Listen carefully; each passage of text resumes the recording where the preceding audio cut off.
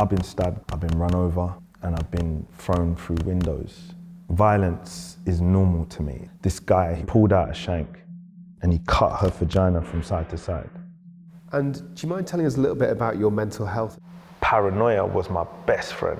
This is a very typical core symptom of post-traumatic stress disorder.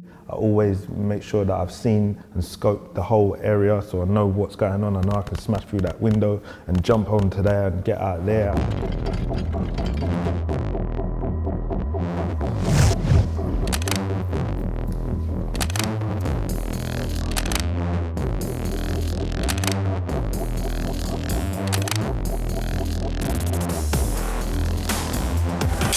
How was the gang organised and what was your role in it? So the rude boy is more of a gallus, he gets girls. The road man is the guy that's probably got a little shank in his bag or something and he smokes weed. A bad man is a guy you don't want to mess with. A gangster is the top guy, he's above them all. But then there was me. The madman. You don't want to play with the madman because the madman wants to die.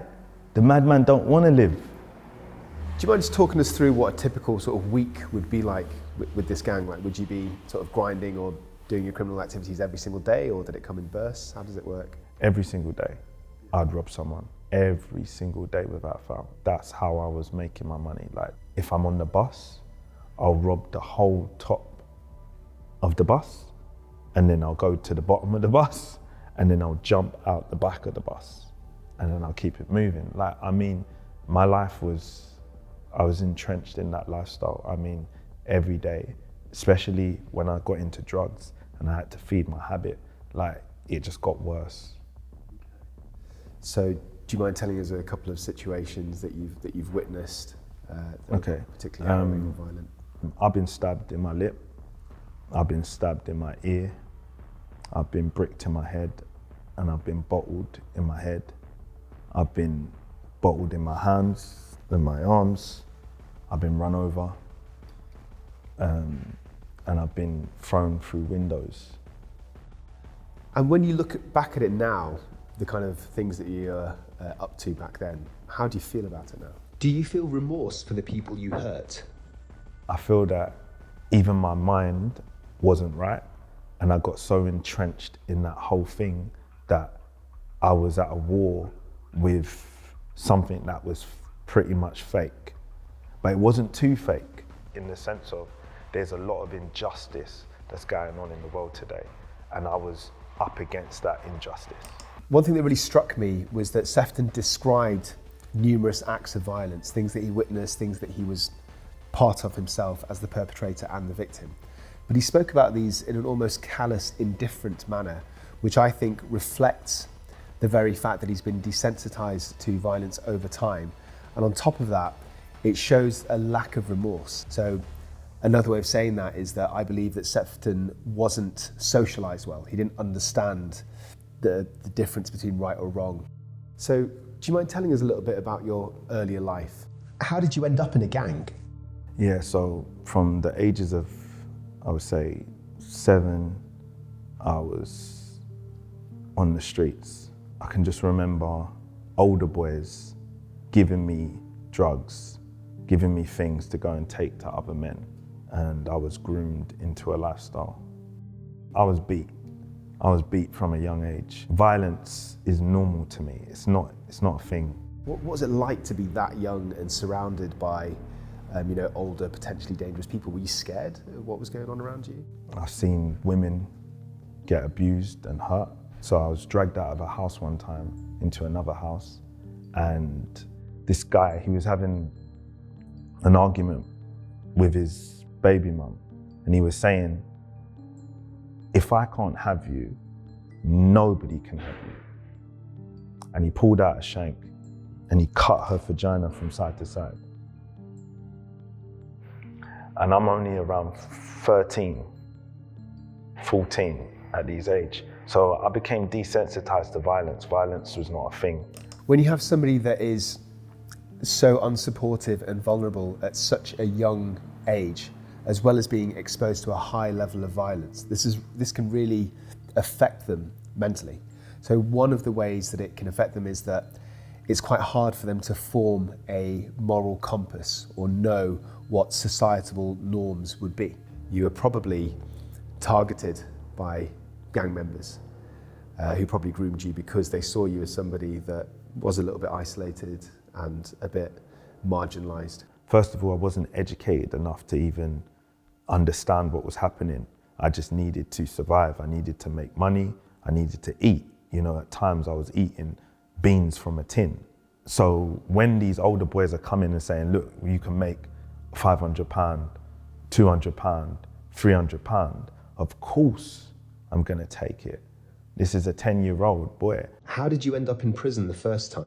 My stepbrother was on a motorbike. He was 13 at the time. And I saw him on the motorbike and I said, hey, get off the motorbike. What are you doing on the motorbike? He kind of turned to me and laughed. I find out the next day that he died on the motorbike. So now I'm angry, I'm vexed. I wanna kill someone. And I went looking for the people that gave him the bike. He's 13 years old. I found him and I beat him. I beat him hard, I beat him bad. Do you know what I mean? And I then robbed him. And I was walking on the streets and then police just skidded up next to me, grabbed me, put me in the car. But I'm high risk already, I'm high risk. So when they come to me, yeah, they come serious. And then I was put in prison. I would say that's where I became the hardest, was in prison. And I went up the ranks. And what would happen is the gubs, they would come in and they would take me out of my cell and say, look, there's a paedophile in the toilets. And then they would let me in the toilets. And then they would lock the door. I believe fighting was my self-harm. It was my medication, how I got through. When you left prison, was there any part of you that wanted to change? I was crying out inside every day. Every day I was crying out. I was crying out by taking drugs, crying out by taking alcohol, crying out by girls, crying out by vandalism, smashing things, trying to get something. These emotions, these traumas, they was all bubbling up. So like, I remember trying to change, but not being able to. Do you get flashbacks to moments where you were the victim of violence or committed violence yourself? Yeah, when it first started to happen, I didn't get it. It was crazy. Like, it was absolutely crazy. Like, I'd be walking and then I'd just see blood coming on my face. Because whenever I fought, like, there was always blood. Like, that's how I fought. So Sephton clearly said that he has had visual flashbacks from traumatic experiences. This is a very typical core symptom of post-traumatic stress disorder.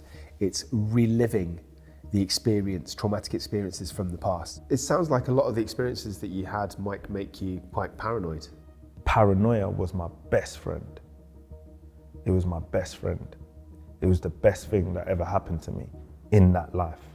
Because if anybody comes near me, I'll attack them first.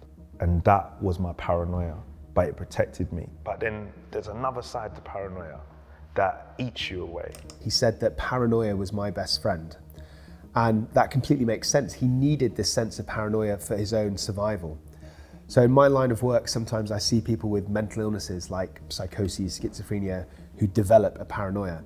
But to me, this is different. For Sephton, it was ingrained into his personality as a survival instinct. It sounds like you may be suffering from PTSD because of your stepbrother's death and the life you lived. Sometimes people with PTSD, they have like avoidance behavior. So is there any situations or things that you actively Definitely, 100%. I don't go to certain places. I always make sure that I've seen and scoped the whole area so I know what's going on. I know I can smash through that window and jump onto there and get out there. I know I can get through that door. I know there's stairs up there. Like, I know certain things, you know? I think your experiences in gangs have led to significant trauma.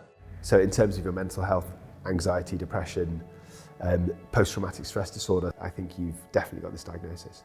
So the core symptoms of post-traumatic stress disorder are reliving traumatic experiences, so flashbacks. Another core symptom of PTSD is avoidance, so avoiding certain memories, avoiding certain areas where the traumas occurred. And then finally, the last one is hypervigilance. So hypervigilance is when you're almost constantly on edge. I'm going to ask you about how you got out of gang life. So I presume there must have been a thought process. You must have come to a point where you realised you couldn't live this life anymore. So it's been a long journey of transformation, healing, redemption, forgiving myself. Lots of internal healing and things like that. So right now, I'm further than what I once was, but I'm still going through the motion. I'm still coming through the other side.